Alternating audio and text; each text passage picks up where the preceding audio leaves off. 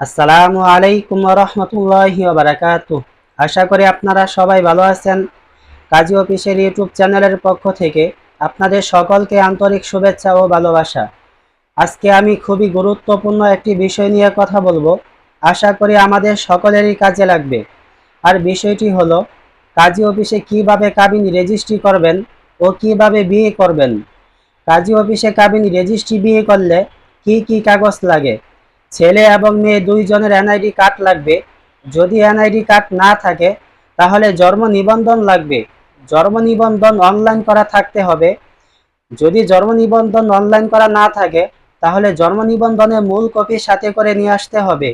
যদি জন্ম নিবন্ধন না থাকে তাহলে স্কুল সার্টিফিকেট অথবা মার্কশিট অথবা পাসপোর্ট, এই কাগজগুলো যে কোনো একটি সাথে করে নিয়ে আসতে হবে।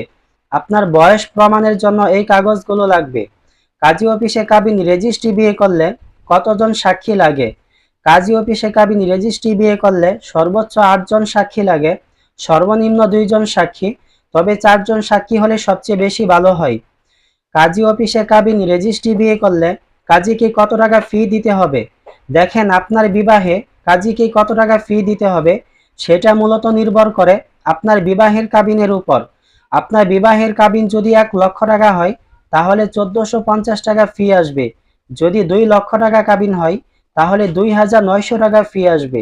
মোট কথা হলো ১ টাকা থেকে ৫ লক্ষ টাকা পর্যন্ত প্রতি লাখে আপনাকে ১৪৫০ টাকা করে কাজীর কাবিন রেজিস্ট্রি ফি দিতে হবে। কাজী অফিসে কাবিন রেজিস্ট্রি বিয়ে করার পর আপনার বিবাহের কাগজ কিভাবে সংগ্রহ করবেন? আপনি যে কাজী অফিস থেকে আপনার বিবাহ কাবিন রেজিস্ট্রি হয়েছে সে কাজী অফিস থেকে আপনার বিবাহের কাবিননামা কাগজ সংগ্রহ করে নিতে হবে। অন্য কোনো কাজী অফিস অথবা অনলাইনে কাবিননামা কাগজ পাওয়া যায় না। তো আজকের ভিডিও এই পর্যন্তই। যদি আমাদের মাধ্যমে কেউ বিবাহ তালাক, কাবিন রেজিস্ট্রি, কোর্ট ম্যারেজ হলফনামা করতে চান তাহলে নিচে দেওয়া নাম্বারে অথবা আমাদের ডেসক্রিপশন বক্সে আমাদের ঠিকানা দেওয়া আছে ও ফোন নাম্বার দেওয়া আছে। চাইলে যে কোনো পরামর্শের জন্য আপনারা আমাদের সাথে যোগাযোগ করতে পারেন। যদি আমাদের ভিডিওটি আপনাদের কাছে ভালো লাগে তাহলে আশা করব আমাদের চ্যানেলটি সাবস্ক্রাইব করে আমাদের পাশে থাকবেন ইনশাআল্লাহ। আসসালামু আলাইকুম ওয়া রাহমাতুল্লাহ।